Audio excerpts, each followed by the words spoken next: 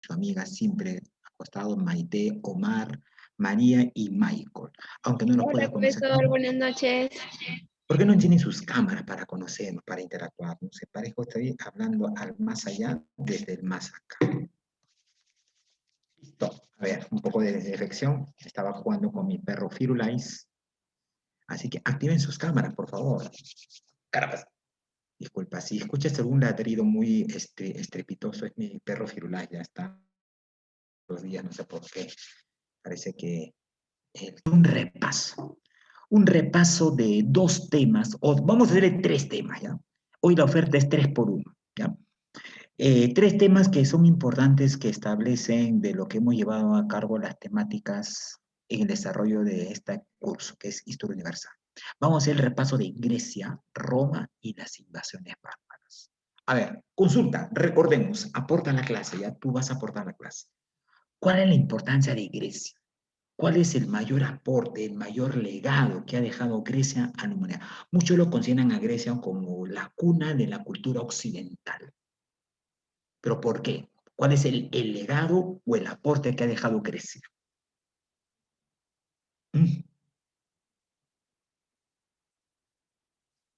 A ver, ¿estás ahí, no? Por favor, actívate ya antes que aplique la un par de, ya sabes tú qué, para que reacciones, mi estimado. Mire. Dime, ¿por qué es importante Grecia? ¿Cuál es el mayor aporte que ha dado Grecia a la humanidad? Niñas, niños. Mayor aporte de Grecia a la humanidad. Ya ves. Lo que escuchas es Firulais. Él también quiere participar en la clase.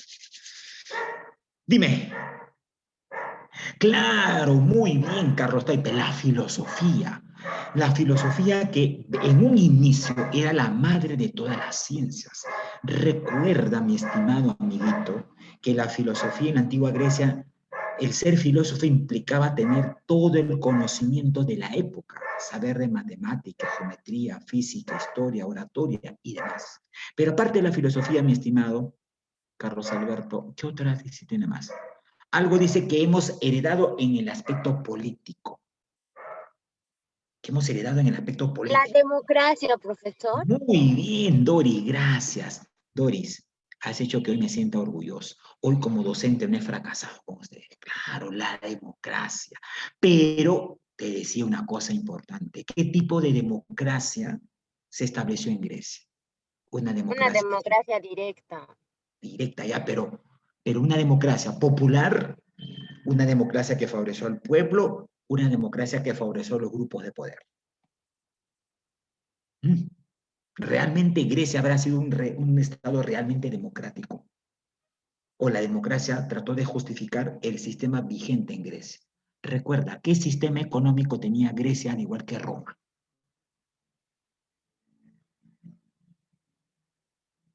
¿En qué basaba su economía? ¿Cuál era su economía? Recuerda, Grecia y Roma, dentro de los modos de producción, ¿en qué modo de producción se encuentran? Ya, a ver, analiza. ¿Dentro de qué modo de producción se encuentran Grecia y Roma, papito lindo, niña linda? ¿Están en el feudalismo, en el capitalismo, comunidad primitiva o esclavismo? Niños, en esclavismo, claro que sí, pues Dori, en el esclavismo. Por lo tanto, la democracia griega, esta supuesta participación ciudadana, este conjunto de leyes, va a servir para justificar el esclavismo en Grecia. En la antigua Grecia, ser ciudadano no eran todos. Para ser ciudadano tenía que ser griego de nacimiento, descendiente de los dorios, descendiente de los jonios. Tenía que tener un gran poder económico, haciendas, tierras, minas, esclavos. Los plebeyos, el pueblo, los esclavos no tenían acceso a participar en política. Por lo tanto, la pregunta es aquí, entonces, ¿realmente fue democrática Grecia, como hoy lo dicen los libros tradicionales de historia? Obviamente no. Obviamente no va a ser así. Muy bien, entonces, solamente, escúchame, papito lindo, he colocado 3 diapositivas en la cual voy a sintetizar al máximo ello. Voy a ir avanzando así, a grosso modo, porque asumo yo que el tema tú lo conoces. Y si no entiendes algo, me pasa la voz, levanta la manito y absolvemos las dudas. ¿Ya? Aquí vamos. ¿Dónde está mi diapositiva? Aquí está. Ajá, a ver. Ya, listo. María Chávez, bienvenida al aula, a la clase. A ver, pregunta, ¿se ve el PPT, se ve la imagen diapositiva? Vamos a Sí, tratar sí, de ver. sí. Háblame, estimado. Sí, o sea, Ya, chévere, chévere. En primer lugar, vamos a ver a Grecia. Entonces, en esta diapositiva voy a resumir, sintetizar todo lo que y vamos a ir desmenuzando, explicando, analizando, haciendo un poco de elementos objetivos en torno a Grecia. ¿Ya? Ajá. Oye, ¿qué pasó? No, no, esta no es Grecia. Me equivoqué, por el amor de Dios.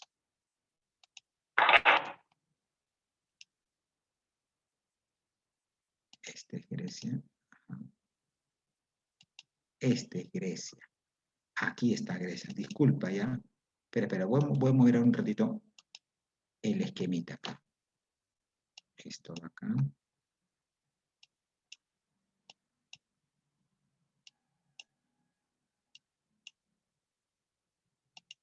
Ujú. Ya.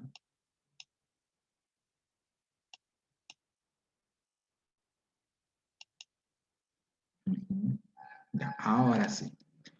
Ahora sí había de alterar el orden, ¿ya? Mil disculpas, mi estimado.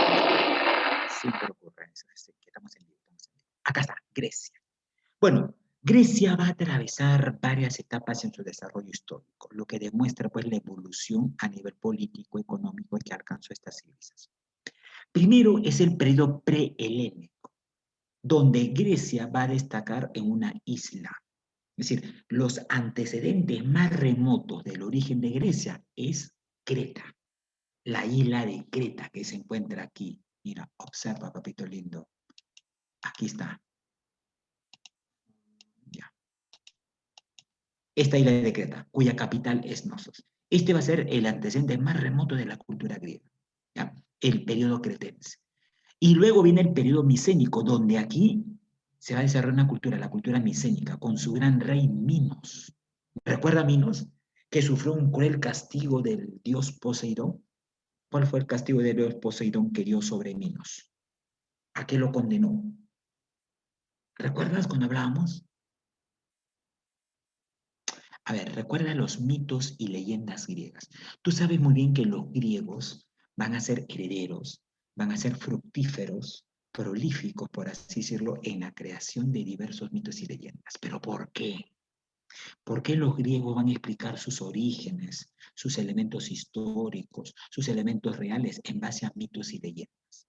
Que, por cierto, en la mitología griega es muy variada, una de las más ricas de la cultura de la antigüedad, por así decirlo. ¿Pero por qué? ¿Sabes por qué razón? A ver, recuerda, mi estimado jovencito, ¿por qué razón en Grecia se va a explicar sus orígenes en base a mitos y leyendas?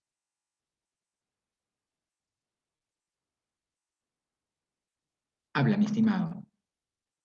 Hey, estás ahí, ¿no?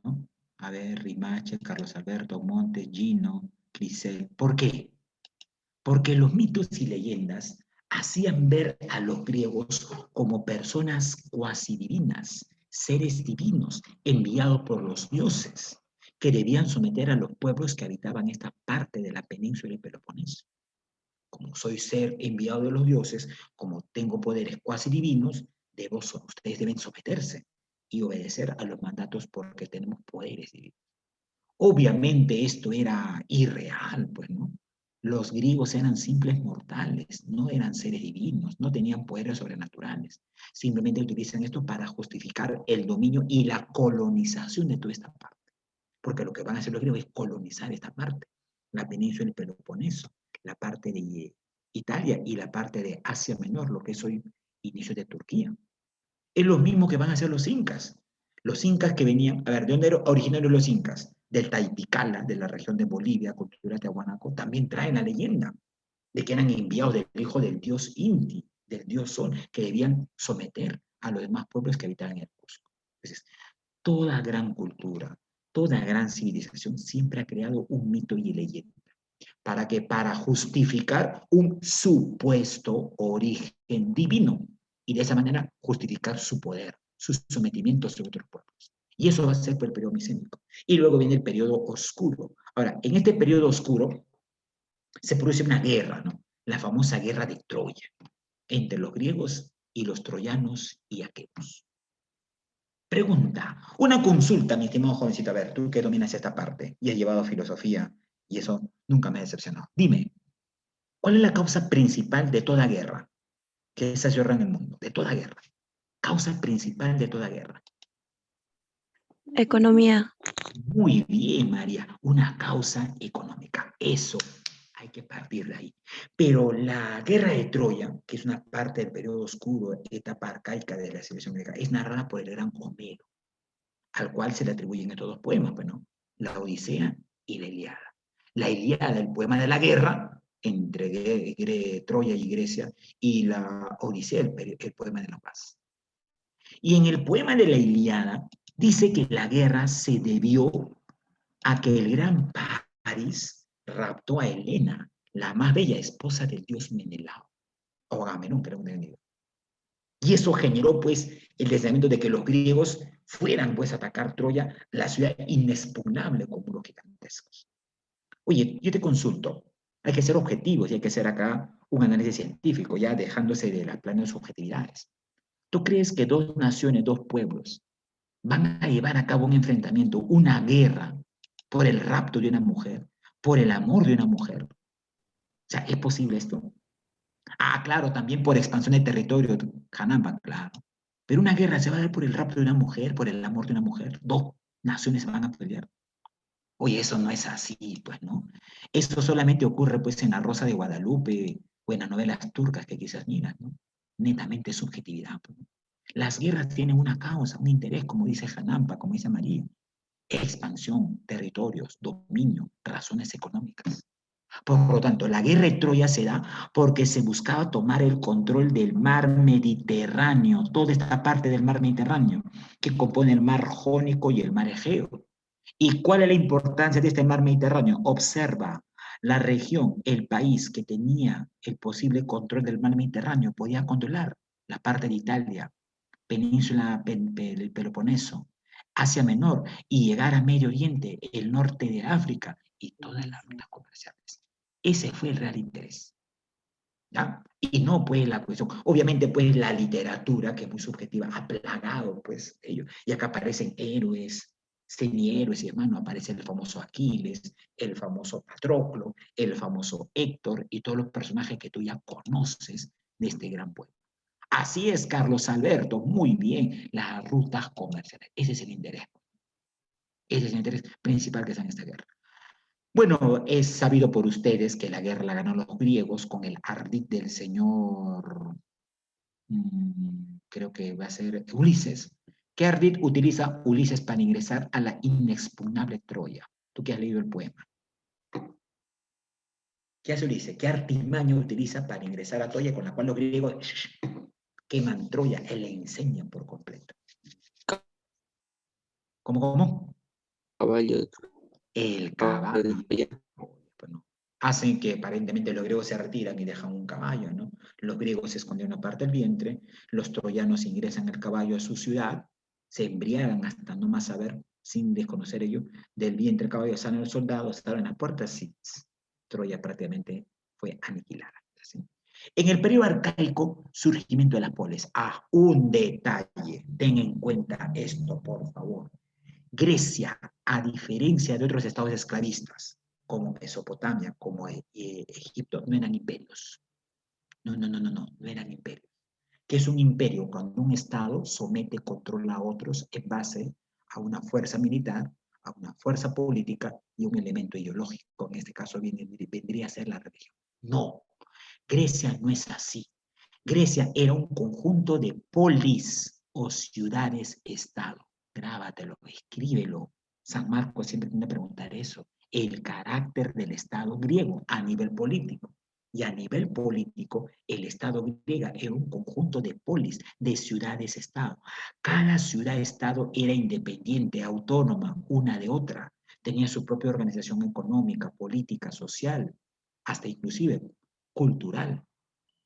¿Qué ciudades-estado está acá? Observa, pues, Siracusa, en lo que es Italia, Delfos, Atenas, Micenas, Olimpia, muy famosa porque cada 4 años aquí, ¿qué se realizaba?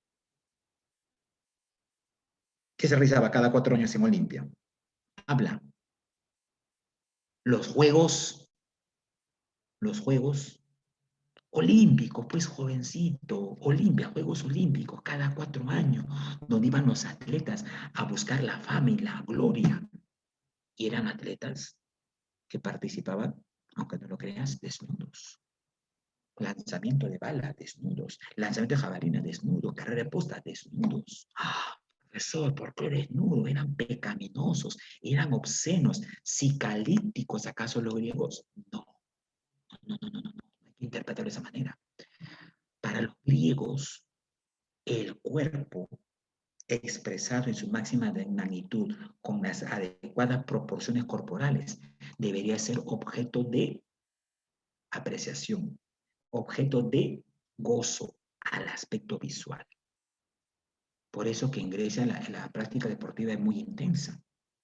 Y los griegos que partían en estas Olimpiadas en Olimpia iban pues desnudos.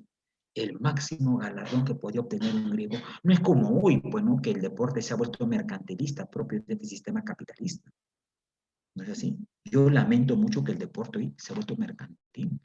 Porque tal jugador o tal jugador gana millones de $, mientras en el mundo miles de niños en Somalia, en África, en Asia padecen de hambre. O sea, no tengo razón de explicar, o sea, por qué el fútbol se puede tan mercantil y el deporte.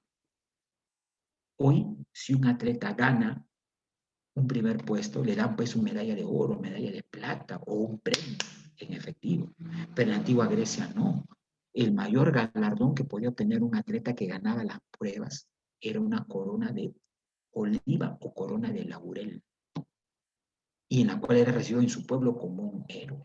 Era el máximo galardón. Por lo tanto, estas ciudades polis eran esto, pues, conjunto de polis. En Asia estaba Efeso y estaba Troya. Entonces, de todas estas polis griegas van a destacar dos. Dos logran destacar. ¿Por qué logran destacar dos a diferencia de las otras, mi estimado docente? Por el desarrollo económico, político, cultural que van a alcanzar. ¿Y cuáles son? Atenas y Esparta. Por eso algunos dicen, quizás con alguna parte de razón, que Atenas y Esparta eran los ojos de Grecia. Obviamente, Atenas y Esparta tenían una conformación muy distinta. Los espartanos, sociedad militarizada. Los atenienses, una sociedad mucho más democrática. Los espartanos desde muy niños se les entrenaba para el arte de la guerra. Por eso que los soldados espartanos eran los de mayor fama, los mayores guerreros. A tal punto que cuando Grecia establece una guerra con Persia, se cuenta, la mitología cuenta, que un personaje, Leonidas, y solamente 300 espartanos lograron detener por mucho tiempo a las tropas del gran Yerjes, los persas, que trataron de ingresar a lo que viene a ser la antigua Grecia. Entonces, todo esto se da en la colonización. Los griegos colonizaron, establecieron colonias, ciudades, estados en esta parte, norte de Italia, península del Peloponeso y la parte de Asia Menor o Turquía. Se va a dar una expansión comercial, surgimiento de élites comerciales. Acá un detalle, escúchame. En estos estados griegos va a surgir la talasocracia como primera forma de gobierno.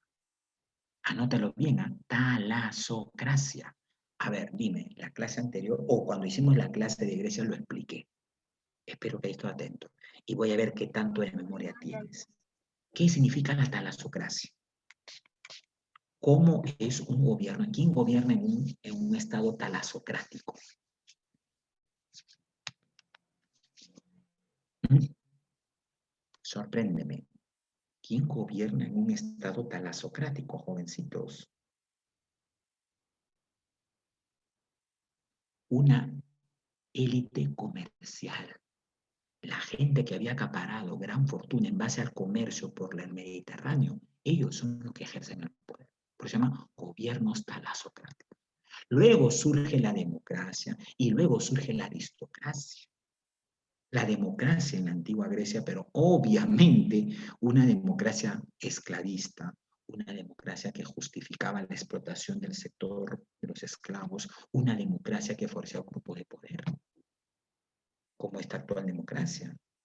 ¿Tú crees que esta democracia, amparada en la constitución política, dada por el nefasto gobierno de Fujimori, garantice en el Perú un Estado democrático?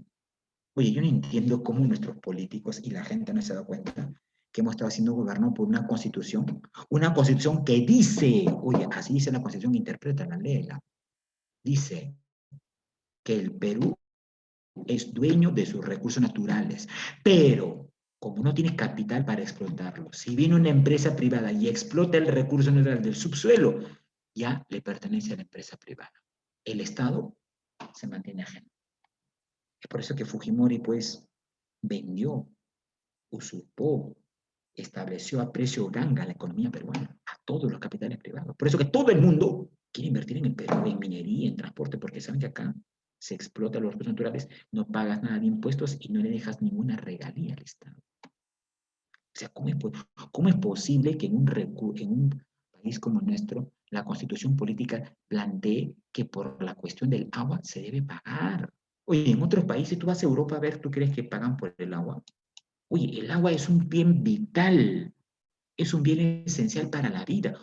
¿Cómo es posible que hoy el agua esté en manos de un capital privado? Eso no, yo no lo concibo, eso debe estar en manos del Estado. Pero ahí está, pues. En Perú sí se vende, profesor. Exacto, tú lo has dicho. Entonces, yo pienso, En yo Corea pienso, no, profe. obvio, obvio, tú vas a Corea, países europeos, ¿quién se encarga de la administración del agua? ¿Quién establece la regla de alcantarilla de agua? Es el Estado. Y eso debe ser así, pero acá en el Perú no, pues. Porque en nuestro país, sabes bien por tu curso de Monopolio, economía, profe. claro, el modelo económico que aplica la Constitución es un modelo económico neoliberal, y eso creo que tú lo sabes muy bien.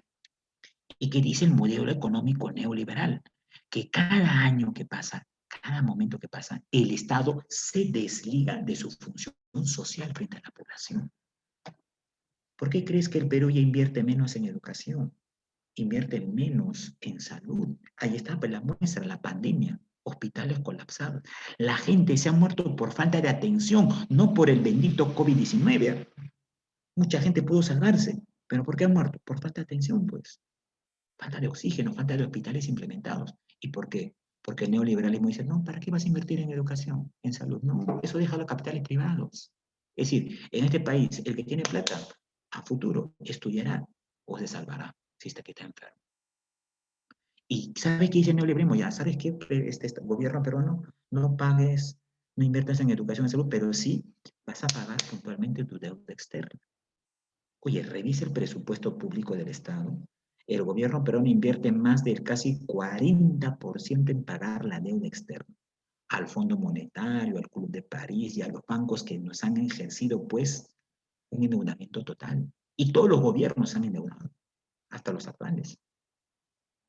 Entonces, esa es la lógica. O sea, pues el Estado invierte más en pagar la deuda externa que en el propio sistema educativo. Por eso, a mi parecer, esta constitución es la madre de todos los males, por así decirlo.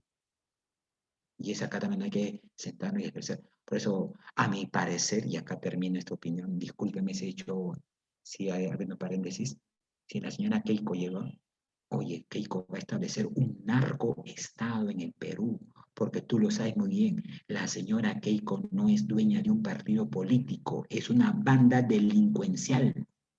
Y hace poco de Keiko dijo, voy a acabar con la corrupción. Y sí le creo.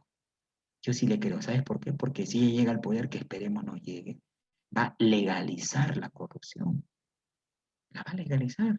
Oye, todo el mundo sabe que Keiko ha lavado dinero en narcotráfico, ha recibido dinero de Barata, ha recibido dinero de Odebrecht. Los grandes grupos apoyan a Keiko.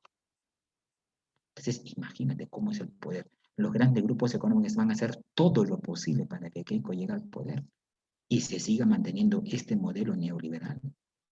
Una consulta, y acá termino.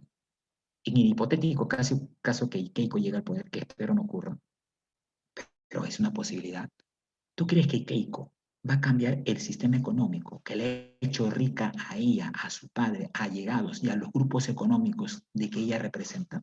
¿Va a cambiar el sistema económico como lo dice en su discurso? Oye, ni su madre le cree. Ni su No, madre. profesor. Entonces, ese es el gran peligro, pues. El gran peligro de que una señora que está vinculada al narcotráfico, que ha corrompido los intereses, que ha corrompido la moral, los principios por el país, toma el poder. Yo lo que no me explico es cómo Keiko ha pasado a la segunda vuelta, ¿no? O sea, hay gente que ha votado por Keiko, o sea, o Keiko ha hecho fraude, o la gente no tiene memoria histórica, ¿no? Bueno, pues, esa es la democracia. Es la democracia. Muy bien, entonces, volviendo al tema. Entonces, Atenas y Esparta eran ciudades polis totalmente distintas, ¿ya? En Esparta va a aparecer el famoso Licurgo.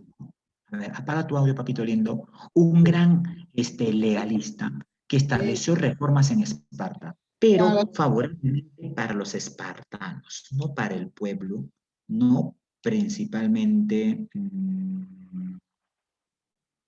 ya, no para el pueblo ni mucho menos para los esclavos. Si Licurgo es el representante máximo legal en Esparta, en Grecia va a ser pues Clístenes, que establece, entre comillas, la democracia, pero una democracia con características que tú ya conoces. Luego viene el periodo clásico, donde los griegos se enfrentan a los persas. A ver, pregunta, ya, acá pregunta, casi, vamos, sácate el clavo, dime, ¿cómo se llamó o cómo se denominó las guerras que enfrentaron a los griegos y a los persas? Guerra médica. Muy bien, mi estimada, guerras médicas. ¿Por qué guerras médicas, profesor? Porque los griegos no le decían persas, le decían medos. Bueno, los griegos le llamaban así a los persas, medos. Y se enfrentaron. Causa principal de la guerra entre Grecia y Persia. ¿Cuál fue? Una vez más, el control de las rutas comerciales del mar Mediterráneo. Y llevaron 3 guerras con las cuales los griegos logran vencer. Logran vencer a los persas gracias al apoyo de su principal fuerza élite militar, que era Esparta, los más grandes guerreros que se tenían. Producto de esta guerra y el triunfo de Grecia, Grecia se consolida como un estado económico y político en el Mediterráneo. El comercio lo controlan ellos y el comercio va a permitir grandes ingresos económicos a una ciudad, Atenas, que se convirtió en foco del desarrollo económico. Y es ahí donde llega un gobernante, Pericles, que gracias al financiamiento de grandes comerciantes promueve la ciencia, el arte, la filosofía. ¿Ya? Es esa época conocida como el siglo de Pericles. Obviamente no vas a pensar pues que Pericles gobernó 100 años. Siglo se refiere a una época, a una etapa, donde Pericles embellece Grecia, manda a construir el Partenón, el templo de Zeus olímpico. Obviamente, todas estas grandes obras de construcción hechas en mármol, que hasta hoy son ejemplo y muestra, evidencia del arte, ¿quiénes le hicieron estas grandes obras arquitectónicas? Los griegos, los aristócratas griegos, los grupos de poder griego. ¿Quiénes lo hicieron? Trabajo de miles de millones de quién? De esclavos, pues. Ahí te das cuenta cómo ahí se da la explotación de un sector sobre otro. Es ahí donde el señor Pericles logra, exactamente, María, muy bien, es ahí donde Pericles con el financiamiento embellece Grecia, contrajo a los esclavos y sobre todo promueve, y es aquí donde surge la filosofía. Tú sabes muy bien que los filósofos surgieron porque tenían tiempo de ocio, tiempo sobrante, porque toda la producción económica lo hacía el esclavo. Y como lo hacía el esclavo, yo como aristócrata tenía tiempo de ocio, entonces me dedico a meditar, a pensar, a reformular ideas, a cuestionar, y surge la filosofía. ¿No? Entonces, para que surja la filosofía, tuvieron condiciones económicas, pues. ¿Y cuáles son las condiciones económicas? El esclavismo. El esclavismo, perdón. Ya. A ver, vuelvo a ver. El periodo cretense y micénico, mi estimada jovencita, es es el periodo donde se va a llevar el antecedente de Grecia. Es decir, los orígenes de la antigua Grecia se ubican en el periodo cretense-micénico. ¿Por qué cretense? Porque aquí se va a desarrollar la isla de Creta. ¿Y por qué micénico? Porque aquí en la isla de Creta se va a desarrollar una gran cultura, la cultura micénica con su rey Minos y su ciudad Knossos, los cuales luego van a colonizar esta parte de Grecia. ¿Ya? A ver, ¿qué podemos hablar más de Grecia? Bueno, luego de esto, Atenas se convirtió en un poder económico, pero Atenas siempre ha tenido contradicciones antagónicas, por así decirlo, no resueltas con Esparta. Tú sabes muy bien que en todo espacio, en la materia, en la sociedad, en la naturaleza, existen contradicciones. Todo está en constante contradicción. Tú lo sabes porque eres dialéctico y sabes manejar la dialéctica, ¿no es así? La dialéctica dice, todo en el mundo, todo o sea, está establecido por lucha de contrarios. La lucha de contrarios hace que estos elementos tiendan a avanzar o a evolucionar. Bueno, Grecia no va a ser la excepción, pues. Grecia también había contradicciones. Y la principal contradicción entre Grecia era que no era un Estado unido. Ese fue el gran error que tuvieron diversos gobernantes en Grecia. No tuvieron un elemento que articulara, cohesionara, unificara a todas las polis griegas. Muchas polis griegas tenían distintos idiomas, distintas costumbres. Es como el Imperio Incaico, pues. El Imperio Incaico abarcó más de 80 naciones. Y Pachacútec, en uno de sus tantos intentos de unificar todo el Tahuantinsuyo, que fueran casi como 6 países, implantó como patrón unificador un idioma y el culto a un dios, que resultó a medias, por así decirlo. ¿Qué idioma se implantó en el Tahuantinsuyo como idioma oficial? ¿Qué idioma? Quechua. El quechua, pues. ¿Y el culto a qué dios? ¿El culto a qué dios? ¿A qué dios? Huirajo. No, al dios Inti. Al sol. Sol. Al sol. Y esto le valió a los pueblos de Tahuantinsuyo no aceptar, muchos pueblos no aceptaban ello. Es por eso que digo, fue un vano intento porque no se logró unificar. Entonces, esa es otra causa por la cual Tahuantinsuyo cae. Lo mismo pasó con Grecia. Y entre estas ciudades habían, pero las contradicciones más agudas existentes en Grecia eran entre Atenas y Esparta. Los atenienses miraban por encima de los hombros, por así decirlo, a los espartanos, a los cuales consideraban pueblos solamente guerreros, pero no cultos en el sentido de la inteligencia. Esto estalla. Las contradicciones entre Esparta y Atenas no pudieron resolverse mediante vías diplomáticas, políticas, desencadenaron una guerra. La antigua Atenas y Esparta se enfrentaron en una guerra entre ellas. A dicha guerra se llamó la Guerra del Peloponeso. Pero un detalle, los atenienses y los espartanos en dicha guerra van a arrastrar a todas las polis griegas. Los atenienses buscaban sus aliados y muchos los van a apoyar, muchas ciudades están. Los espartanos buscaron a sus aliados.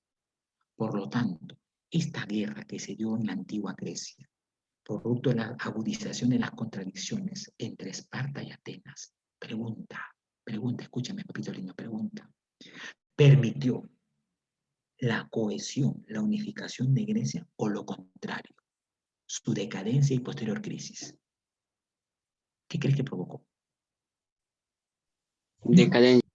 Claro, es lo mismo que pasó con Tahuantinsuyo. A la muerte de Huayna Cápac, los dos hermanos de madres distintas, de Panaca distintas, se enfrentaron por el poder. Y estos hermanos arrastraron a muchas señas. Huáscar trajo sus diversas señas, Atahualpa sus diversas señas, y esto debilitó, rompió la unidad, la cohesión supuesta del Tahuantinsuyo. Y eso fue aprovechado por los españoles. Algo similar va a ocurrir aquí.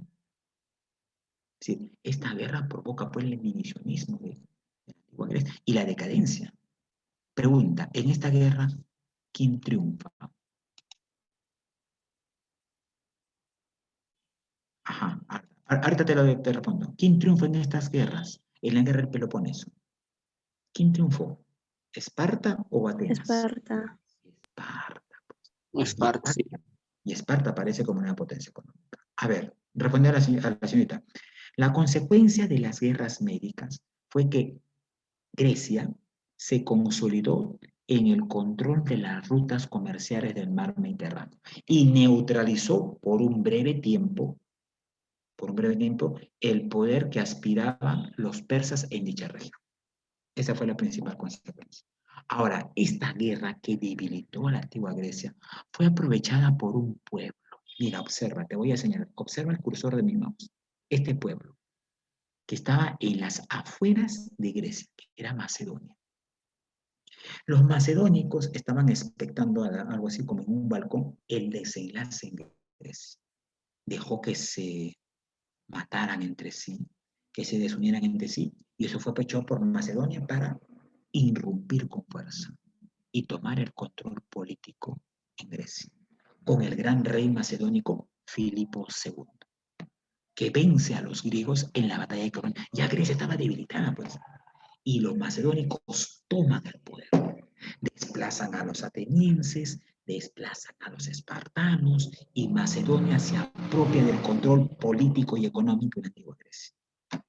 Pero Filipo deja a uno de sus hijos, Alejandro Magno. Y Alejandro Magno va a llevar a cabo el famoso imperio macedónico.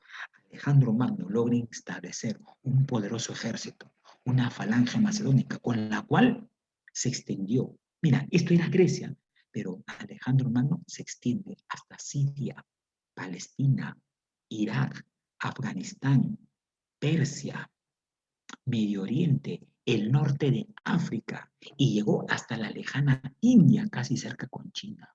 Oye, mira, hasta el otro extremo del Oriente.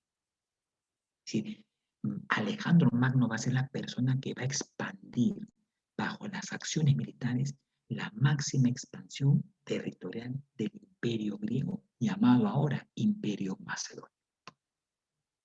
Importante las acciones de Alejandro Magno, inclusive en lo que es norte de África, lo que es hoy Egipto, van a construir una ciudad de la cual va a derivar de su nombre, la famosa Alejandría. Y construye o manda a construir una biblioteca donde se atesoró los más grandes pergaminos del mundo y del conocimiento de la actualidad. Y un detalle, San Marcos siempre me ha preguntado esto. Como el mundo griego europeo se expandió hasta Oriente, mira, hasta Afganistán, hasta Siria, Palestina, lo que es hoy Israel y la India, aquí surge un fenómeno cultural que en la historia se ha llamado el helenismo. Por eso esta etapa le llaman helenística. ¿Por qué helenismo? El helenismo, escúchame bien, papito lindo, es la síntesis cultural de la cultura occidental griega europea más la cultura oriental, que venía de Afganistán, de Persia y de India. La fusión de estos dos elementos culturales provocaron el helenismo, con la cual Grecia se enriqueció culturalmente y sistematizó su cultura, la cual va a ser heredera a Europa y a las civilizaciones que llegaron posteriormente. Obviamente, Alejandro Magno murió muy joven también. Algunos dicen que posiblemente murió de paludismo, una enfermedad típica de zonas tropicales como la India. Y recordar pues que Alejandro Magno era un buen guerrero, pero los macedónicos, a diferencia de los espartanos, ya, hay que ser un buen guerrero, pero también una persona culta. ¿Sabes quién fue su mentor, su maestro de Alejandro Magno? Ni te imaginas, ¿no? Uno de los más grandes filósofos. Aristóteles, creo. Claro que sí, mi estimado. Aristóteles, el maestro de Alejandro. Imagínate, pues, con semejante maestro que alumno. Por eso que Alejandro Magno conocía de filosofía, conocía de ciencias y también era un buen estratega militar. Alejandro Magno muere, no tuvo descendencia, no tuvo hijos, y su gran imperio que se extendía desde Grecia hasta la India, Alejandro Magno antes de morir lo entregó a sus generales. Sus generales entablaron contradicciones entre ellos, disputas personales, ¿y qué pasó? El imperio se desintegró. El Imperio Macedónico no duró ni siquiera 10 años. Imagínate. Y esto va a permitir que el helenismo en Grecia se transmita en lo que es la cultura clásica griega. Por eso que la cultura griega en sí no es tan original como muchos piensan, ¿no? La cultura griega va a tomar muchos aportes de los hindús, de los persas, de los iraníes, de los afganos, porque hasta esa parte se extendió pues los dominios del gran Alejandro Magno en el Imperio Macedónico. En escultura destaca Policleto, Fidias, Mirón. En filosofía, el gran Sócrates y su método de la mayéutica. Por filosofía sabes que es la mayéutica, ¿no? Platón, el que va a difundir las obras de Sócrates, Protágoras, ¿eh? En el teatro favorece Sófocles, destaca Esquilo, el padre de la tragedia griega, con su obra Edipo Rey. Asumo yo que alguna vez habrás leído Edipo Rey. ¿Has leído Edipo Rey, no? ¿O has leído la obra Prometeo encadenado, este titán que le roba el fuego sagrado a Zeus y es condenado? Has leído, supongo, ¿no? Y está Aristófanes. Aristófanes es representante de la comedia con su obra Las avispas. Sugiero que lo leas. En historia destaca el gran Heródoto, considerado el padre de la historia. Tucídides, que habla de las guerras médicas, y Xenofonte. Entonces, toda esta amalgama, esta síntesis cultural que tuvieron los griegos al llegar hasta la invasión de lo que es la India, generó pues enriquecer mucho más la cultura griega, que la van a heredar aquí. A ver, ¿quién hereda los elementos culturales de los griegos? Otra cultura que va a surgir aquí en Italia, este país que tiene forma de bota. ¿Qué cultura fue? Roma, Los romanos. Pues, los romanos van a heredar algunas características económicas, políticas y sociales de los griegos y le van a dar una sistematización y un sello original y propio, por así decirlo. Bien, a un grosso modo hemos acabado con lo que es Grecia, ¿ya? Seguimos. Vamos a ver ahora esto. Gracias, no lo esperaba. Disculpa, esos sonidos me los ha dado el señor Pedro Castillo, ¿ya? Y vamos a Roma. Roma, al igual que Grecia, también va a explicar su origen en las leyendas. Ahora, recordar que el desarrollo histórico de Roma se da en 3 etapas: monarquía, la república y el imperio. ¿Ya? Monarquía, república y imperio. Bueno, al igual que Grecia, bueno, los romanos también explicaron su origen base en una leyenda. ¿Cómo se llama la leyenda que explica el origen mitológico, legendario de los romanos? la Eneida, La Eneida, ¿no? Donde aparece el famoso Eneas, del poeta. ¿Qué poeta? ¿Quién escribe la Eneida? El gran poeta Virgilio, pues, poeta latino. Pero también, para complementar a esto, los griegos, los romanos también surgieron pues la leyenda de Rómulo y Remo, ¿no es así? En la cual Rómulo y Remo van a enfrentarse, vence Rómulo y fundan la ciudad de Roma a orilla del río. ¿Cómo se llamó el río que atravesó Roma? Que hasta hoy existe en Italia. La Bella Italia, el río Tíber, el río Tíber. Ya. En la monarquía van a gobernar los reyes y van a haber 2 dinastías. La dinastía latina, porque recuerda que los latinos van a ser la cultura predominante en lo que es Roma, a tal punto que el idioma que se va a hablar en Roma es el latín. Recuerda, el latín. Y aquellos que algún día pueden dominar el uso del latín, obviamente vas a poder hablar lo que llaman las lenguas romances, porque después de la desintegración de Roma, jovencitos, surgieron las llamadas lenguas romances, es decir, lenguas que van a ser originarias del latín, como el francés, el español, el italiano, el portugués, el vasco, el andaluz, el catalán y demás. Está la dinastía latina que va a darle un periodo preurbano, es decir, la dinastía latina va a ser característico porque Roma era una ciudad muy rústica, una pequeña aldea que empezaba recién a resurgir. La dinastía etrusca, los etruscos eran foráneos, va a tener un dominio extranjero. Desde la instalación de la monarquía, una vez más en Roma Se trata de justificar el esclavismo. Y si Roma va a ser un estado esclavista, obviamente va a ser también un estado clasista, clasista, es decir, marcada en clases sociales, como las que se encuentran ahí. Los patricios, que se decían ser descendiente directo de los dioses, que tenían origen cuasi divino, eran los que estaban y los que concentraban el poder económico, el poder político, el poder religioso inclusive. Ser ciudadano en la antigua Roma era ser patricio. O sea, los patricios eran los que establecían ello, los que decían cuándo se votaba, cuándo se sufragaba, quienes participaban en política, solamente ellos, excluyendo a los plebeyos. Los plebeyos eran la gente del pueblo. Plebeyo viene de plebe, que es pueblo. Campesinos, artesanos, agricultores, ganaderos. Los clientes eran personas foráneas, personas no oriundas de lo que es la península itálica, que venían de diversas partes dedicados al comercio. Y como eran foráneos, extranjeros, tampoco no tenían ningún tipo de opinión política ni derecho en la antigua Roma. Y por último, pues los esclavos, que eran la principal fuerza productiva. Toda la economía del desarrollo de Roma se basó en la explotación de los esclavos. Por eso que se justificaba esta sociedad clasista, en la cual los grupos de poder explotan a más no poder a los esclavos. Ahora, dentro de la estructura política de Roma viene la segunda etapa, que es la república.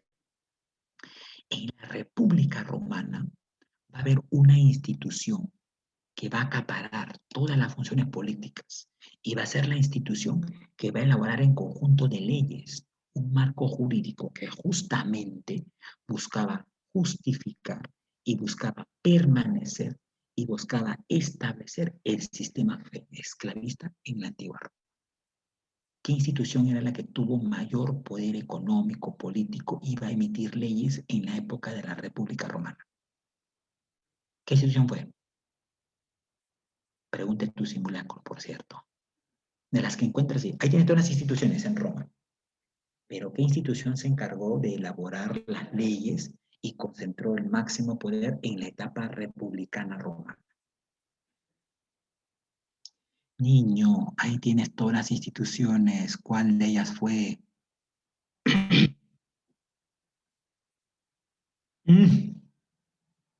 Dime cuál fue, por el amor de Dios.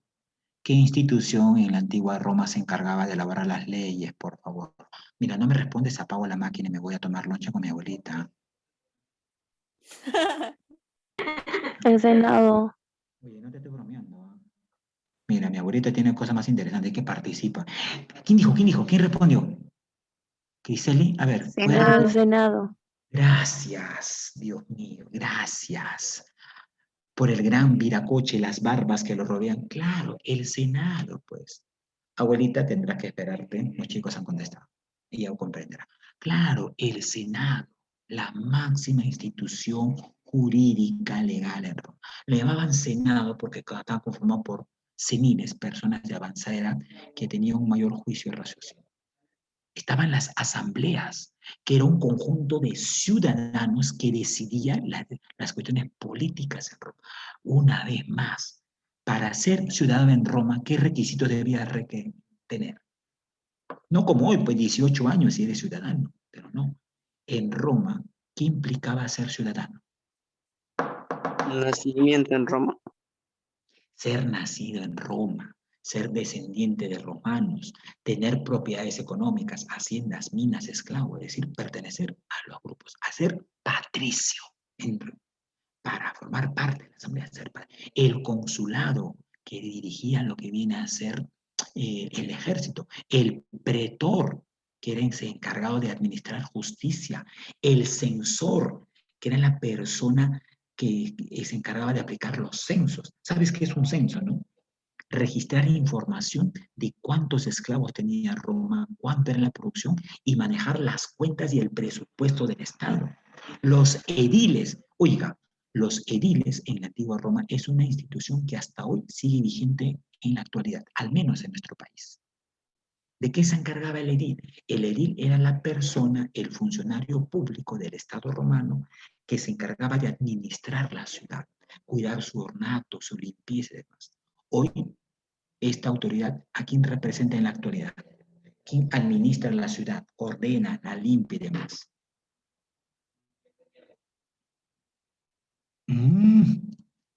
Mira, me voy con mi abuelita. Habla. ¿Qué institución en la actualidad se encarga de administrar una ciudad, cuida su ornato, su seguridad ciudadana y demás? ¿Qué Policía. autoridad? No, Estado de gobierno. ya, pero ¿qué autoridad del Estado? ¿Quién gobierna una ciudad? ¿A quién el pueblo elige para gobernar una ciudad, niño Alcalde. lindo? Presidente. Alcalde. Alcalde, preciosa. El Alcalde, alcalde. profe. Por eso que no sé si has escuchado, exacto, preciosa linda, no sé si has escuchado en algunos medios de comunicación, dice, el gobierno edil, dice. ¿Por qué gobierno edil? Porque es el gobierno del municipio, de la ciudad. Y el cuestor era la persona que podía declarar la paz y declarar la guerra en caso se tuviera. Ahora, es aquí en Roma donde se producen las mayores guerras de expansión. Debido a que Roma va creciendo y va expandiéndose, por ejemplo, en esta etapa, en la etapa de la República, Roma lleva a cabo una guerra contra Cartago, que pertenecía a la cultura fenicia. Cartago era una ciudad ubicada en el norte de África, en lo que es hoy Marruecos.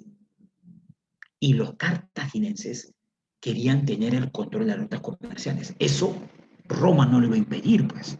Si Roma quería ser el amo del mundo, potencia económica en esta parte de Europa, tenía que neutralizar a los cartaginenses. Entonces se declara la guerra. A esta guerra entre Roma y Cartago, ¿cómo se llamó? Lo mencioné en una clase que hicimos.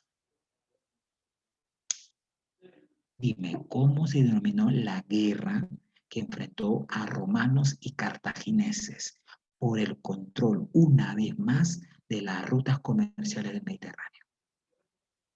Habla, me voy con mi abuelita. Abuelita, pon la tetera. Mira, cierro todo esto, voy a comprar pan. ¿Cómo se llaman estas guerras? Criseli, María Chávez, Tania, vamos, sorpréndeme. Púnicas. Gracias, Michael. Gracias. Las guerras púnicas. ¿Y quién ganó la guerra? Roma. Por eso, a partir de ahí, en latín, los romanos le van a llamar al mar Mediterráneo Mare Nostrum. En latín, ¿qué quiere decir Mare Nostrum? A ver, ¿qué puede decir? Fácil, ¿eh? Mare Nostrum. ¿Qué quisieron decir con esto los romanos? Mare Nostrum. Habla. Nuestro mar, pues, nuestro mar, en la cual los romanos pasaron. Entonces, Roma se va a expandir y va a incrementar la cantidad de esclavos y tierras. Aumenta la población en Roma. Pero también aquí hay contradicciones. Una vez más, las contradicciones siempre presentes. Y la principal contradicción en la República Romana va a ser entre plebeyos y patricios. Plebeyos y patricios. ¿Qué querían los plebeyos? A ver, piensa, piensa. ¿Qué querían los plebeyos? Derechos. Derechos, claro, ese es simple. Exigían derechos, exigían ser partícipe del Estado. Oye, a tal punto que muchos plebeyos se rebelaban. Un grupo de plebeyos fue al monte sacro y de ahí ya no vinieron. No había gente que cultivara, que cosechara, que daba atención. Los patricios tuvieron que ir, como quien dice, a rogar que los plebeyos bajaran del monte para seguir trabajando, pero a cambio de ciertas concesiones políticas. Es ahí, escúchame bien, pregunta tu simulacro, es ahí, en el producto de las contradicciones entre plebeyos y patricios, que surge lo que se va a llamar el derecho romano. Que hoy lo estudian los abogados, los que estudian derecho civil, los que estudian jurisprudencia. El derecho romano, que es el conjunto de leyes que hoy lo estudian los abogados, surge en esta parte de la República. Es decir, el Senado romano creó un conjunto de leyes para darle ciertas atribuciones prerrogativas a los plebeyos y de esa manera disminuir las contradicciones sociales. No le era conveniente al gobierno romano que las contradicciones sociales se acentuaran, porque podía ocurrir que los plebeyos podían unirse a los esclavos y llevar a cabo una revuelta social, un desborde popular, como quien dice, que obviamente sería contrario a los intereses de los patricios. Es ahí que surge el derecho romano. ¿Ya? Se le entregan algunas concesiones. Bueno, obviamente le entregan derechos a los plebeyos, pero muy parciales, no totales. Pero al menos le hacen ver que ellos están siendo partícipes en la política. ¿Ya? Se da la reforma de los hermanos Graco. Oye, los hermanos Graco cambiaron las leyes en el Senado. Le dieron leyes a los plebeyos, por ejemplo, ley que podían casarse con mujeres de patricios. Antes los matrimonios eran solamente entre patricios. Los hermanos Graco dan la ley de acceso al trigo a los plebeyos sin pagar impuestos. Esto no le resulta tan chistoso a los patricios. ¿Sabe qué pasó con los hermanos Graco? Fueron asesinados dentro del propio Senado. ¿Y quién los asesinaron? Obviamente los patricios, pues. ¿Por qué Entonces, los asesinaron, profesor? muy buena pregunta. ¿Por qué? Porque los hermanos Graco, las leyes que estaban dando, estaban favoreciendo demasiado a los plebeyos. Y los plebeyos estaban teniendo más protagonismo político. Entonces los padres dijeron, un momentito, le vamos a dar leyes a los plebeyos, cierto, pero no pues para que tengan tanto protagonismo político. Vamos a darle leyes, pero ahí, leyes como quien dice reguladas por nosotros mismos. Pero los hermanos Graco plantearon medidas radicales, pues. Le dieron demasiadas prerrogativas a los plebeyos. Entonces, eso no fue muy bien visto por los patricios, que lo asesinan a los hermanos Graco. Y todo su marco legal se viene abajo. Siempre ha sido así, pues. Siempre tenlo presente, hasta el día de hoy. Siempre los grupos de poder nunca van a dar totalmente prerrogativas legales al pueblo. Nunca. ¿O tú crees que sí lo va a dar? ¿Tú crees que el actual Estado no va a dar leyes que busquen generar beneficios para todos nosotros? Obviamente que no. Las leyes que están hoy día vigentes son leyes limitadas. Oye, te dice la constitución, mira, yo estaba analizando la constitución política, está muy bien redactada, chévere, bacán, pero una cosa es lo que dice el papel, otra cosa es la práctica. Eso sí hay que tomar en cuenta. ¿Qué dice la ley de la constitución política? Todos tienen derecho a un servicio de salud digno efectuado por el Estado.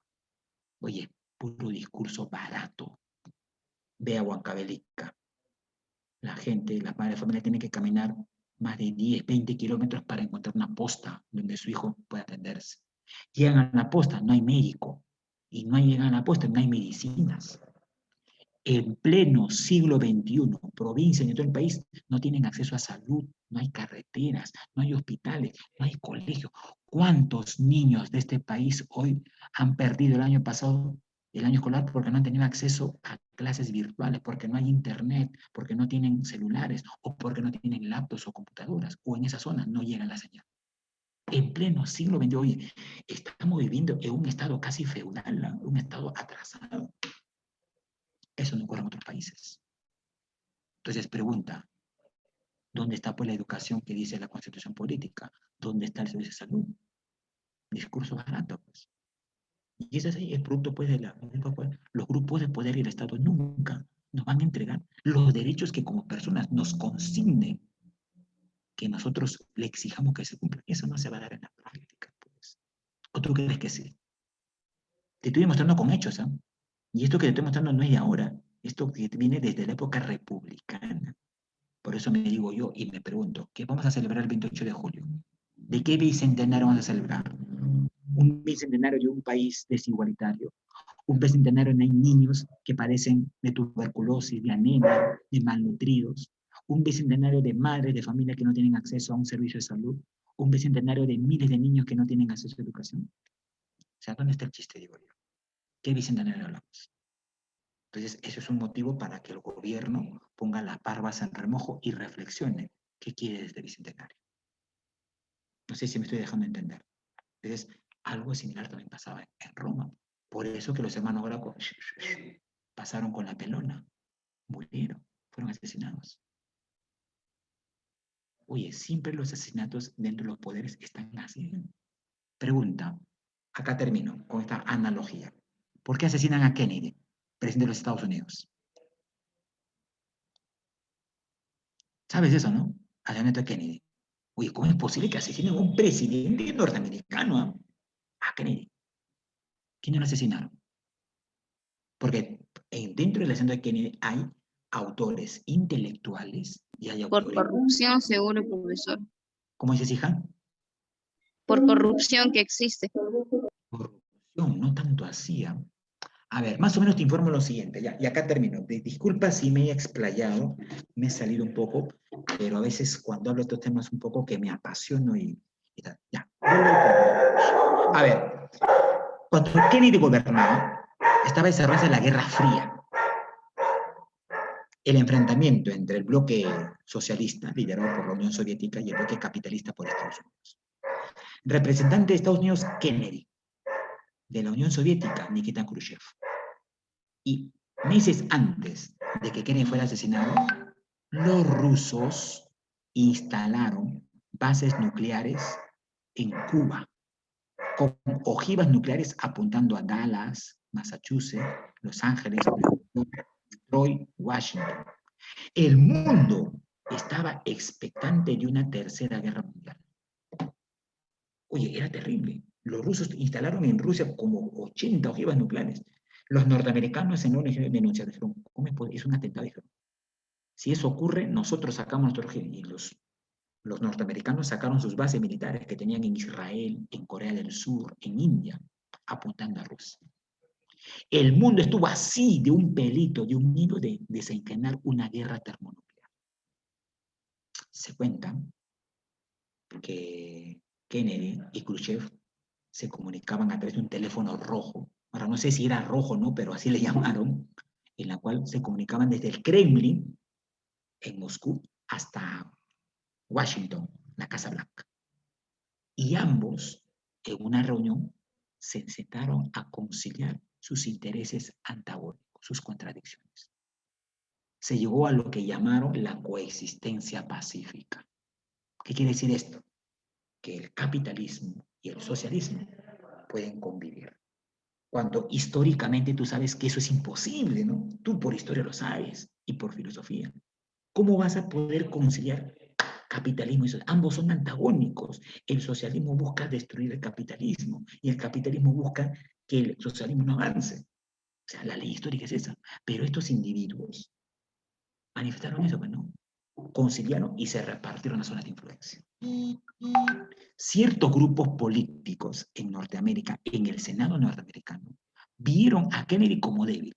Porque mira, muchos grupos políticos estaban asusando, incentivando a Kennedy para que declarara la guerra a los rusos y se lleve a cabo la Tercera Guerra Mundial y acabar con los rusos. Pero como Kennedy llegó a una conciliación pacífica, entre comillas, un grupo político de Norteamérica dijo, no, Kennedy es débil, no representa, y lo asesina. Pues. ¿Qué pasó con Nikita Khrushchev en Rusia? Lo sacaron del poder. Porque también los rusos, un sector de los rusos, querían llevar a cabo este enfrentamiento y querían aniquilar a Norteamérica. Dijeron, oye, tú estás loco, Khrushchev, ¿cómo es posible que haya firmado eso? La conciliación. Socialismo y capitalismo son irreconciliables. El socialismo tiene que luchar para acabar con el capitalismo y instaurar un nuevo régimen a nivel mundial. Es por esa razón que muere Kennedy. Ahora, de los autores intelectuales, bueno, no se sabe, porque el autor material fue muerto también. Pero se especula que las grandes esferas políticas de Norteamérica fueron los que asesinaron a Kennedy, porque vieron en Kennedy cierta debilidad para acabar con Rusia. Entonces, eso también ocurre dentro del Estado. En Roma también habían asesinatos, muertes. Entonces, en los estados también siempre se hace eso. Entonces, ellos tenían que tomarlo en cuenta. ¿Sí? Hasta ahí, ¿me he dejado entender, mi estimado jovencito? Sí, profesor. Muy bien. Ahora, pasamos a la última etapa romana, el imperio.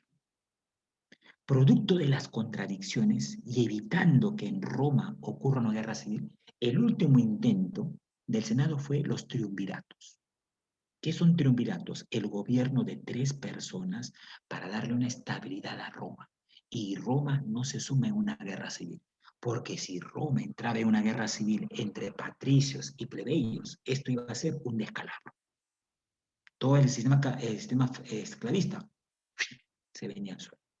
Por eso que los triunviratos trataron de, en base a una dictadura, restablecer el orden en lo que es Roma. Pero no lo lograron, pues, porque los triunviratos se enfrentaron.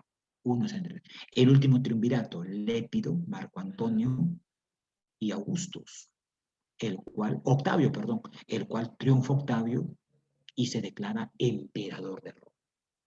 Y a partir de ahí, Roma inicia su gran expansión militar. Observa, logra tomar el control de Inglaterra, España, Portugal, las Galias, lo que es hoy Francia, Bélgica, Austria, Italia, península ibérica, todo Asia Menor, el el Medio Oriente, Siria, Palestina y el norte de África. Todo esto fue el Imperio Romano. Pero una vez más, mientras un imperio más grande se hace, más importante en conquistas de tierra se hace. Pregunta, ¿va a ser o no más difícil su administración? ¿O es más fácil? ¿Tú qué crees?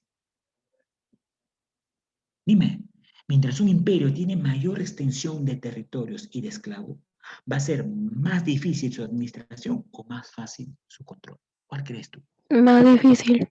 Claro, pues más difícil. Le ha pasado a todos los imperios, le pasó al imperio incaico, pues. El imperio incaico desde Cusco no podía ejercer un control político sobre las demás suyos que estaban lejanos, hasta Pasto, Colombia, Chile, Argentina. Y es por eso que muchos de estos pueblos que se sometían oprimidos, cuando llegó Pizarro lo apoyaron a Pizarro. Y tú lo sabes muy bien. Es así. Cañari, Huancas apoyaron a Pizarro. Algo similar pasó con Roma. Pues. Muchas de las colonias romanas no estaban contentas, no sometidas. Y empezaron las rebeliones. Es así que en el siglo de Augusto, Octavio se va a llamar Augusto Emperador, se establece la Pax Romana, un aparente periodo en la cual Roma aparentemente vivió una paz pasajera.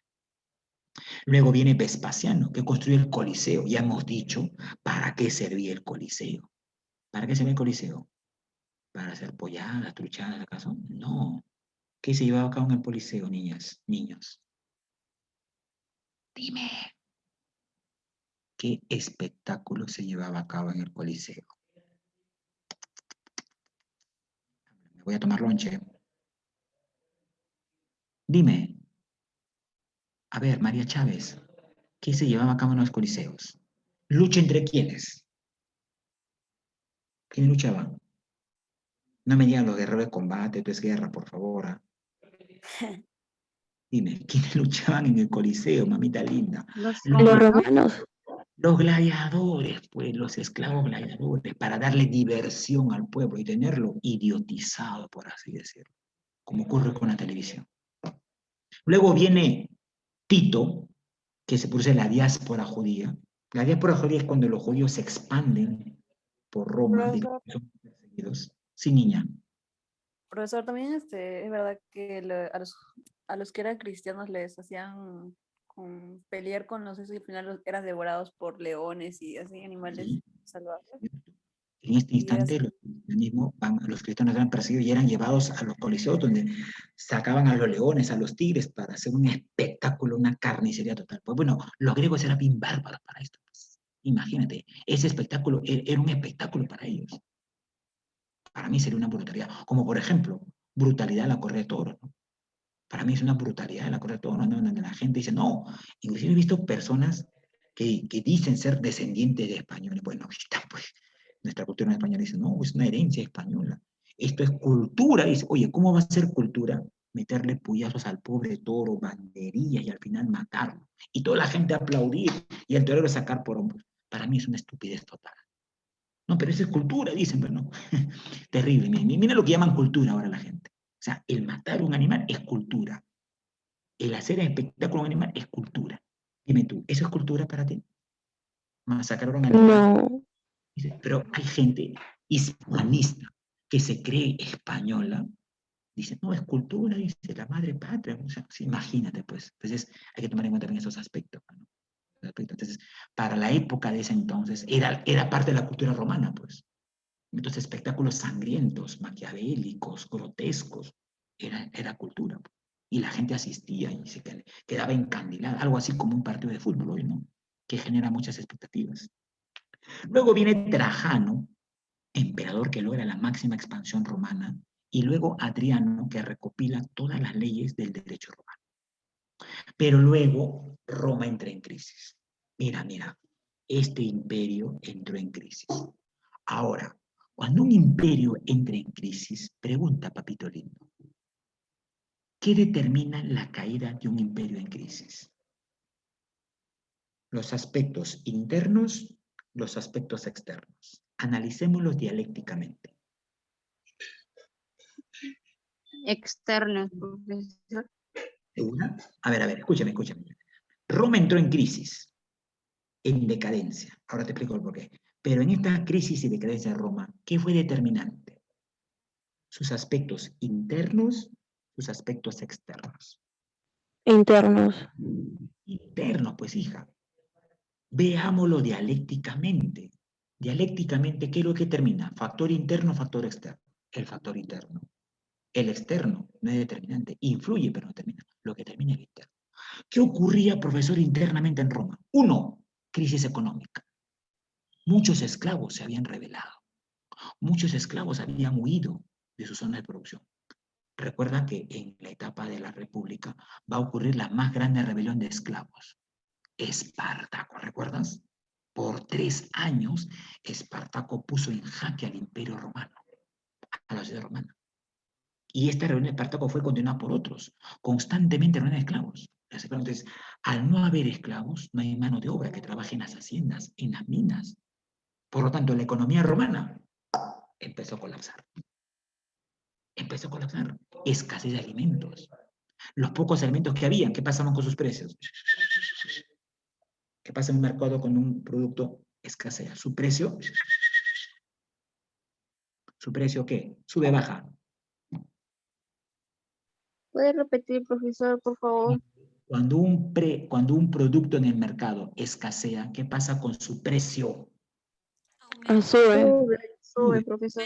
El trigo, que era un principal elemento de alimento, escaseaba porque no habían trabajadores, los esclavos se huían. Todo esto debilitó internamente a Roma. Roma, en la etapa del Bajo Imperio, era un cadáver andante.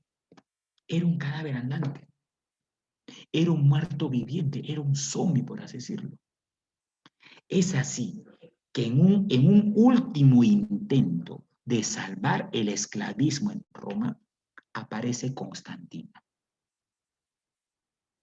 La mayor parte de esclavos que habían huido de Roma habían abrazado como religión el cristianismo. Oye, en sus inicios, y revisa la filosofía, historia de las religiones, en sus inicios, la mayor parte de cristianos eran esclavos. Los esclavos sabrán. ¿Por qué? Porque para el esclavo, el que tenemos decía, oye, la ideología que tenemos dice que yo debo de sufrir, debo padecer en esta tierra, porque cuando yo muera voy a alcanzar la salvación divina, el paraíso, estar con Dios. Y esto le cayó a pelo a los esclavos, pues. Por eso los esclavos huían de las minas, de las haciendas, y se iban con los cristianos a manera a hacer sus cultos clandestinos, porque eran perseguidos. Entonces Constantino dice, oye, no hay esclavos, ¿ahora qué hacemos? Señor, la mayor parte de esclavos son cristianos, y usted está persiguiendo a los esclavos, a los cristianos. Ah, no, hay que cambiar eso. Y Constantino plantea el edicto de Milán.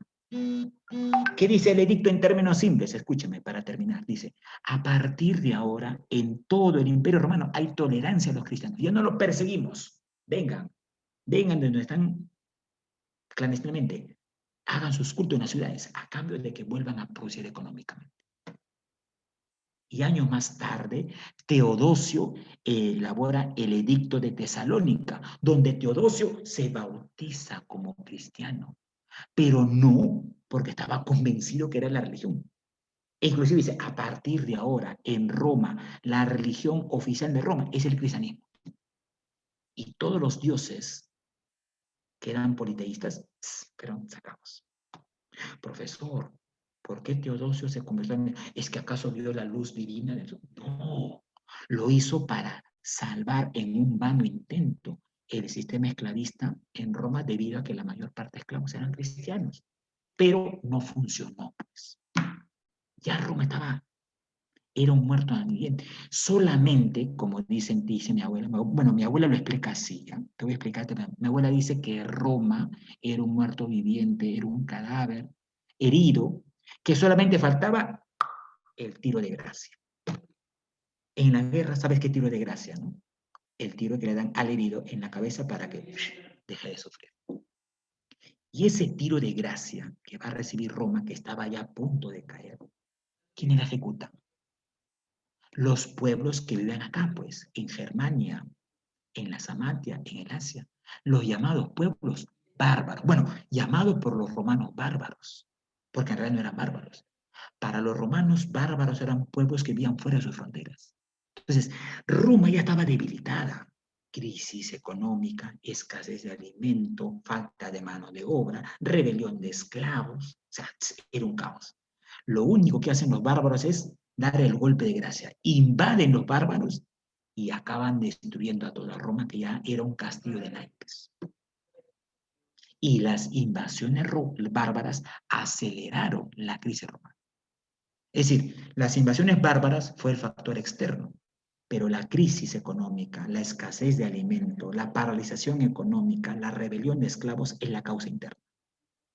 Por lo tanto, entre la causa interna y la invasión bárbara, que es una causa externa, ¿qué provocó la caída rápida de Roma? ¿Lo interno o lo externo? Otra vez dialécticamente. Lo interno, pues hijo. Lo externo va a acelerar. No sé si me dejé entender y me dejé explicar. ¿Correcto hasta ahí? ¿Sí? Ya, Profe, muy bien. Te escucho, mi estimada. no, sí, sí. Ah, ya, sí, sí, entendí. Y última parte, antes de irme a tomar lonche con mi abuelita, que me está esperando. Ya se va a dormir en la mesa ya. Ella toma lonche.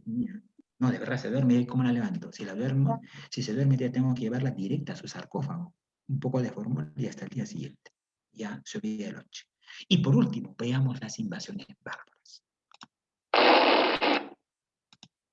Ajá. Una vez más, los bárbaros eran pueblos que vivían fuera de las fronteras de Roma, que aprovecharon que Roma estaba en crisis, en decadencia, para invadir y Roma se viniera como un castillo de naipes. ¿Quiénes eran estos? Los tártaros mongoles que venían de Asia con el famoso Atila, rey de los hunos, los eslavos, los germanos que venían de la actual Alemania. ¿Qué características tenían estos pueblos bárbaros? Se basaban en la ganadería, complementando con la agricultura. Se organizaban en clanes de linaje familiar común, por parentesco linajes. Tenían costumbre donde los hombres libres se ligaban a un jefe militar, a un caudillo. Tenían creencias en Loki, Odín y Thor. Ah, ahí está pues. Profesor, Marvel, no es Marvel. Odín y Thor, dioses de qué país son, de qué zona de Europa. No me diga que no sabe, por el amor de Dios. Dioses escandinavos, pues Noruega, Islandia, Dinamarca, de esa parte. A nivel jurídico se establecen las ordalías o juicios de Dios. Para ellos, Dios, que hablaba a través del sacerdote, establecía los juicios cuando se quería establecer el plano de las leyes. Y son ellos los que van. ¿Y por qué invaden Roma? Por búsqueda de tierras fértiles. Y Roma tenía en abundancia tierras fértiles. Lo malo que Roma no las trabajaba porque ya no había esclavos, pues. Los esclavos se habían rebelado, habían huido y habían provocado el colapso de la economía. Aparte, estas tribus llamadas bárbaras habían aumentado de Profe, ¿por población. qué no trabajan ellos mismos? No, lo que pasa es Esclavos que no eran. trabajaban, sino que ya no tenían tierras. Habían aumentado su capacidad demográfica y ya no habían tierras que trabajar. Las tierras estaban copadas por el aumento de la población de niños, mujeres. Entonces, forzosamente, los bárbaros van a tener que invadir Roma, pues. Un deseo hecho realidad, porque ya Roma estaba, pues, hecharaza, como quien dice, o sea, pronto al ponerle la quiebra. Y también se da la Se explosión. salió con la suya. Exacto, exacto. ¿Cuáles eran estos principales bárbaros? Los lombardos, que invaden la península itálica, aprovechando la lucha entre ostrogodos y bizantinos. Pero un detalle, ajá, me faltó indicar algo. ¿Ya? A ver, voy a ir al anterior.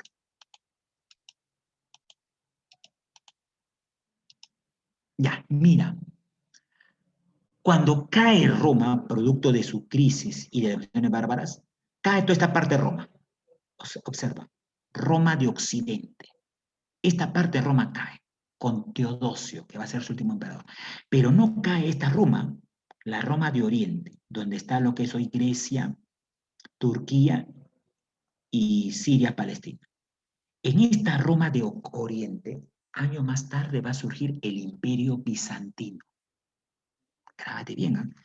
Roma se divide en dos. Roma de Occidente, que cae, que se desintegra por su crisis y por las invasiones de los bárbaros, pero perdura Roma de Oriente, que ya no se va a llamar Roma de Oriente, se va a llamar Imperio Bizantino, que duró 1000 años después. Y este Imperio Bizantino va a caer, por así decirlo, 1453, cuando los turcos otomanos toman esa parte. ¿Me dejo entender? Entonces, la Roma que cae es la Roma occidental, no la Roma oriental, que va a perdurar 1000 años después, pero con el nombre del Imperio Bizantino. ¿Me dejo entender? Ya. ¿Entendiste, no, mi estimado papito lindo? Ya. Entonces, otro grupo de etnias bárbaras van a ser los visigodos, los cuales luchan en los campos cataláunicos y son expulsados por los francos en las Galias. Y en 711 son invadidos por los árabes, que años más tarde toman el control de España.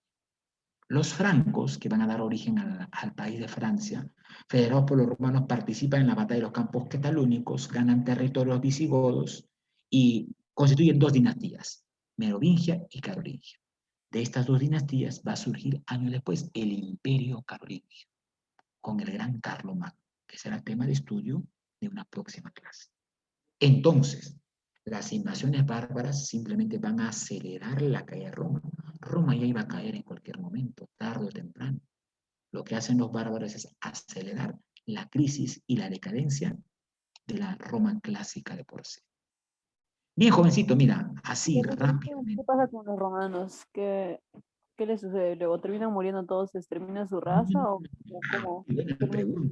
Buena pregunta, mi estimada. ¿A qué conclusión llegaron? A ver, lo siguiente, se desintegra Roma de Occidente, los bárbaros invaden Roma, los romanos estuvieron ahí, ¿eh? Lo que se va a formar son reinos bárbaros. Se forma el reino visigodo, se forma el reino lombardo, se forma el reino anglosajón, se forma el reino franco y el reino germano. Es decir, lo que era Roma se formaron en reinos, donde van a dividirse diversas zonas de influencia.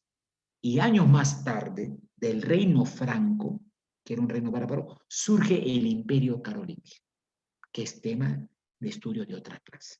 Entonces, en otra clase quizás veamos cómo se formaron. Entonces, después de la invasión de estas etnias bárbaras a la que era Roma, el imperio romano se estableció en reinos, donde estaban los visigodos, por ejemplo, se apropiaron de Portugal y España, los lombardos de lo que es Italia, los anglosajones de lo que es hoy Inglaterra, los germanos de lo que es hoy Alemania, parte de Suiza y Holanda, y los francos de lo que es hoy Francia.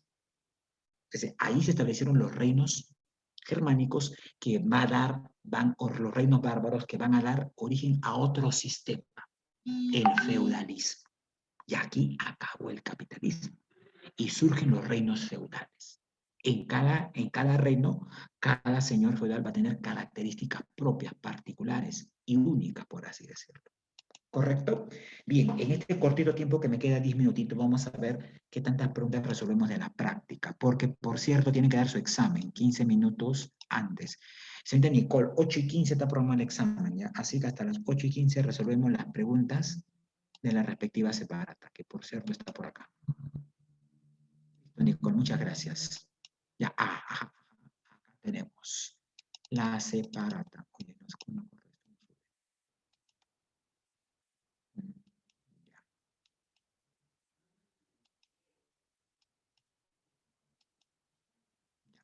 ¿Se ve la separata o quieres que lo agrande un poquito? Habla. ¿Lo puede agrandar, profesor, por favor? Claro que sí, ahí tienes. Estás como mi abuelita, ya no ves, ya no ves. Ya, ajá. Empezamos. Ya, ahora sí, acá quiero verte. Dice, en la historia de la antigua Grecia, la época conocida como la Edad Oscura está relacionado con la... Mm. En la antigua Grecia, recuerda que la antigua Grecia es Creta, donde surge la civilización micénica, con el rey Minos, ¿ya? Pregunta, ¿cuál es la clave acá? Dime, apúrate, tengo que tomar noche. Ya, porque tú eres el resaltador. No. La invasión de los dorios, un pueblo de la cual va a dar origen a los espartanos. Ya, a los espartanos. Siguiente, la estratificación social. Ah, A ver, cuando dice estratificación social, obviamente se refiere pues a las clases sociales que componen Esparta.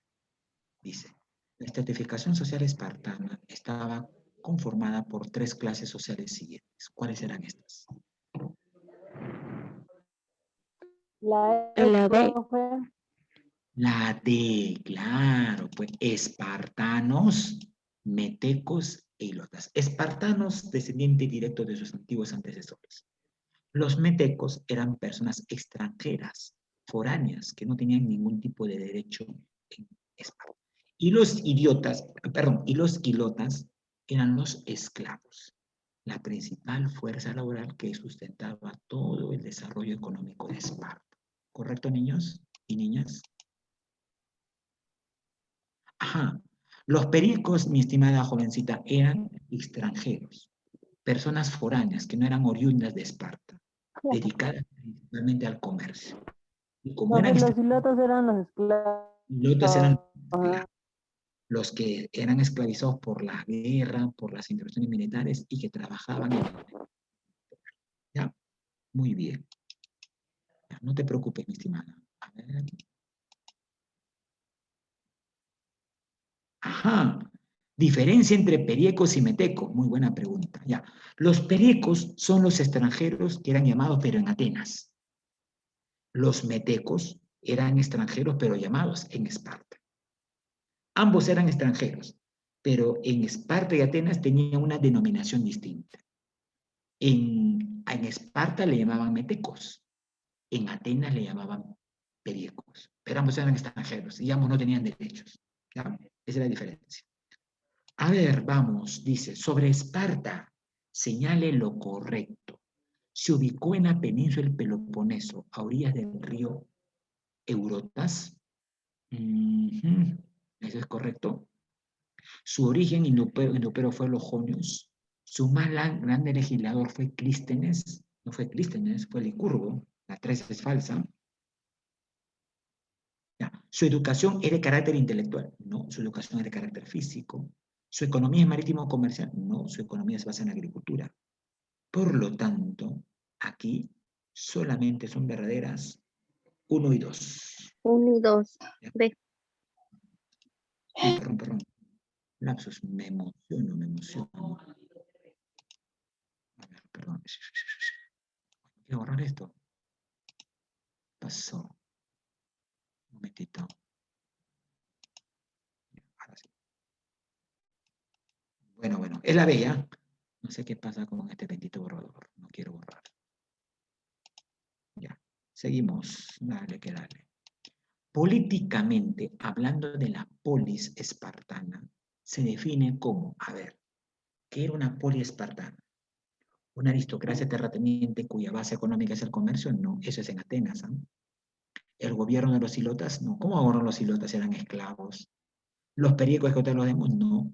¿Una aristocracia basada en comercio marítimo? No. Una aristocracia militar. Eso era Esparta. Una aristocracia militar. ¿Ya?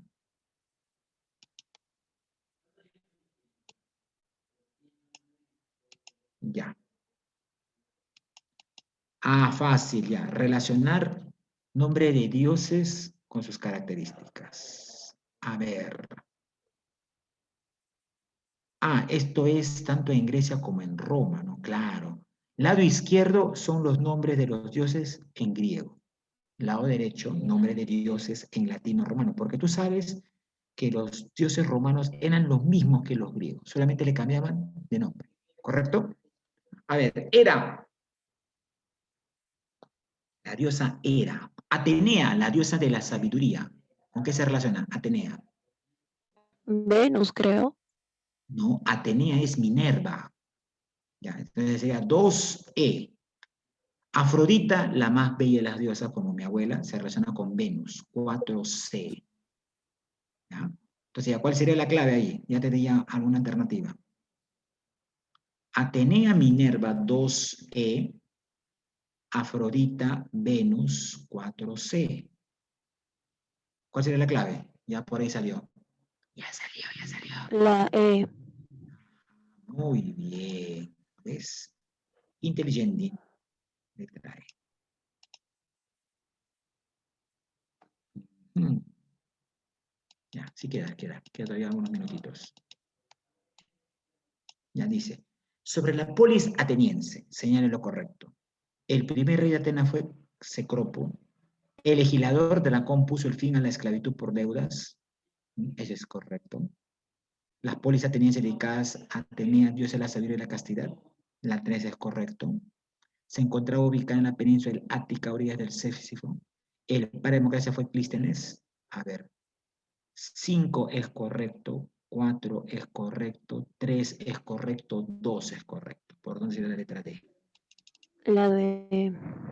Muy bien, niñas y niños. Apúrate, se me quema el agua. Dice, ¿cómo se llama la deidad protectora de la polis que se ubicó en la península del Ática? Deidad protectora de la polis. La llamaban la diosa de la sabiduría. Atenea. Atenea. Y de ahí deriva, pues, Atenas. Deriva del dios para Atenas. Obvio. Obvio, niña linda. Entre las contiendas bélicas de la antigüedad, bueno, bélica se refiere al enfrentamiento militar, armado, guerra, ¿no?, de la antigüedad. Una de las que destaca es la de los griegos contra la expansión del imperio persa en Asia Menor. Ya, es decir, la guerra entre griegos y persas, no te dice otra cosa. Este enfrentamiento duró casi medio siglo y se le conoce como, fácil pues. ¿Cómo se llama la guerra entre griegos y persas? La D. La D del Peloponeso. No, niña, ¿qué hablas? La guerra entre griegos y persas, hija mía.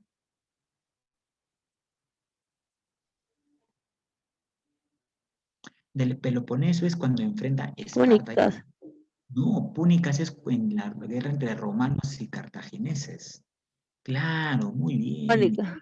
Médicas. Escúchame, niña linda. La guerra entre griegos y persas se llama médica. ¿Por qué? Porque los griegos, un poco de forma un tanto despectiva, llamaban a los persas medos. Por esa razón llamaban guerras médicas. ¿Ya? A ver, ya. Facilito, ya. Mira, consecuencia principal de las guerras médicas. En las guerras médicas que enfrentaron a griegos y persas, ganaron los griegos. Se impusieron sobre los persas. ¿Esto qué consecuencia tuvo?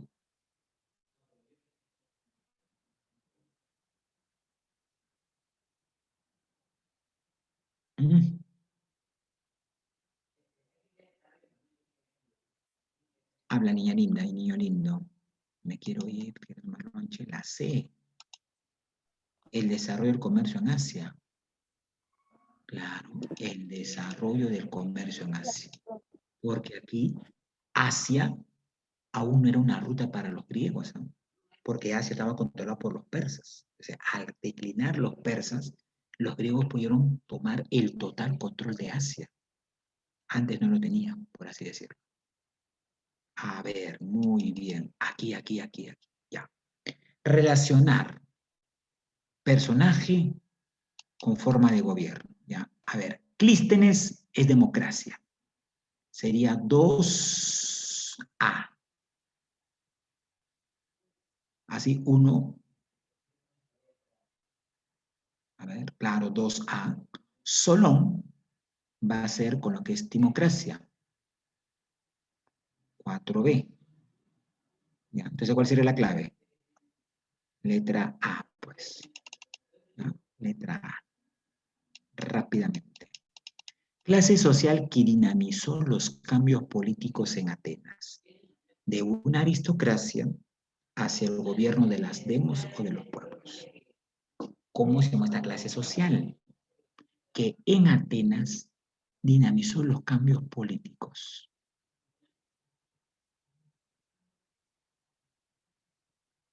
Mm.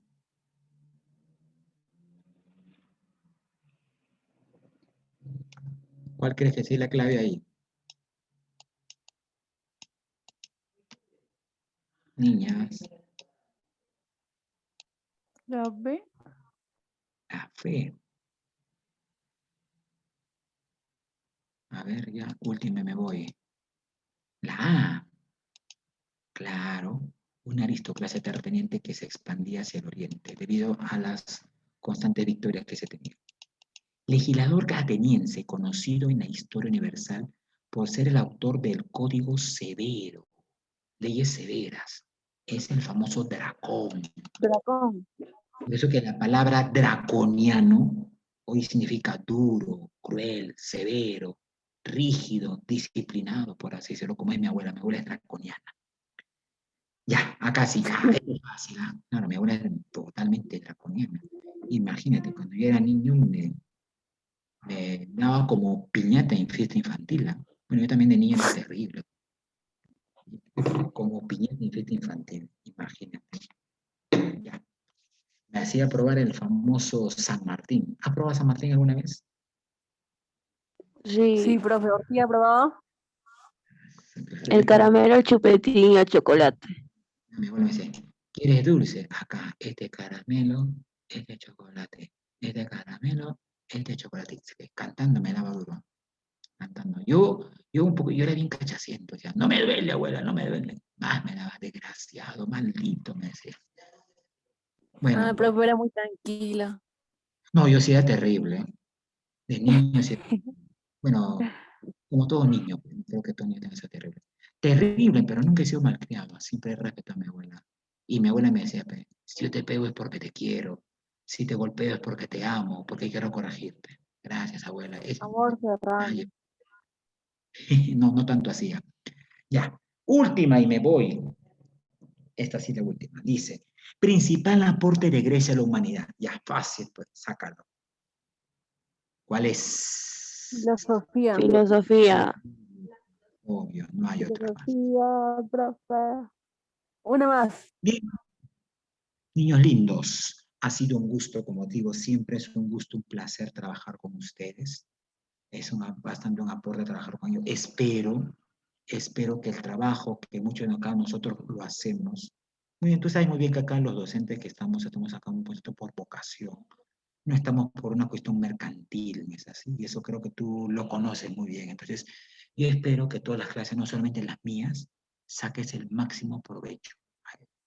Porque en estos tiempos de pandemia, ante una crisis que estamos viviendo, no todos tienen este derecho sagrado que tú tienes de educarte, de ingresar a una universidad, que es lo que lo vas a hacer.